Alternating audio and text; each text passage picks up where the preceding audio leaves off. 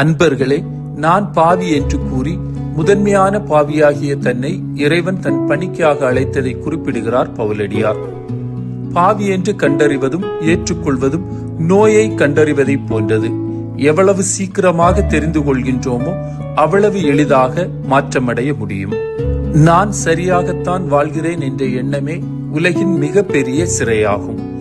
ஏனெனில் இவ்வெண்ணம் உள்ளவரையும் நான் தவறுவதற்கு மற்றவர்கள்தான் காரணம் என எண்ணும் வரைக்கும் கைதிகளாகத்தான் வாழ்வோம்.